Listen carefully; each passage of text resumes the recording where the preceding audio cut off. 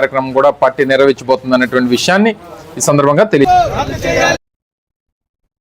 YCP 5 ఏళ్ల పాలనలో tea దొరకని చోటులో మద్యం అమ్మకాలను జోరుగా నడిపిందని జనసేన పార్టీ భీమడోలు మండలం అధ్యక్షుడు ప్రతిమదన్ అన్నారు. మంగళవారం ఆయన మాట్లాడుతూ నిస్వార్థంగా కూటమి ప్రభుత్వం పాలన సాగిస్తుందన్నారు. ప్రజా అభివృద్ధి రక్షణే ధ్యేయంగా పనిచేస్తుందన్నారు. మద్యం కల్తీ ఆరోపణలపై సీఎం చంద్రబాబు సిట్ ఏర్పాటు చేశారని పేర్కొన్నారు. 100 రోజుల్లో సమస్యగా ఓపెన్ చేస్తే బెల్ట్ తెస్తాం తాట తెస్తాం అని చెప్పి ముఖ్యమంత్రి హోదాలో ఉండి అటు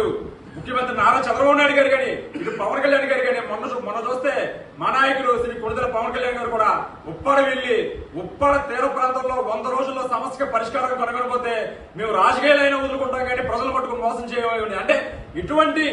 మంచి నాయకుల ద్వారా ఇటువైపు పవన్ కళ్యాణ్ గారు కానీ అటువైపు నారా చంద్రబాబు నాయుడు గారు కానీ ఇటువంటి మంచి నాయకులతో ఈ రోజు ఆంధ్ర రాష్ట్రం సుభిక్షంగా మరి పరిపాలన దిశగా అభివృద్ధి దిశగా అడుగులు వేస్తుంటే వారం లేక బ్లూ మీడియా ద్వారా ఈ రోజు నకిలీ మద్యం అని చెప్పి ఆరోపణలు చేసుకుంటా దానికి కూటమి ప్రభుత్వానికి మనకలంటించే విధంగా ఇటువంటి వైసీపీ చేస్తున్న అసత్య ప్రచారాన్ని ఇటువంటి పరిస్థితుల్లో కూడా ఆంధ్ర రాష్ట్ర ప్రజలు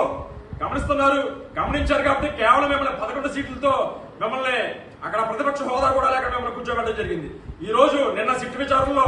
ఎవరో ఒక వ్యక్తి జోగి రమేష్ గారి పేరు చెప్తే దాన్ని నిరూపించుకోవాల్సిన జోగి రమేష్ మరి ఈ రోజు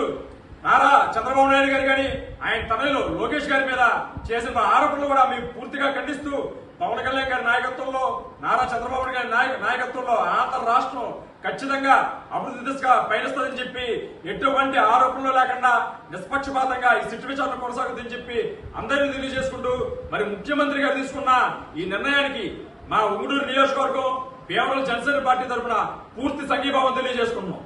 ముఖ్యమంత్రి గారు ఆదేశించారు. అదేవిధంగా బెల్ట్ షాపులు కనుక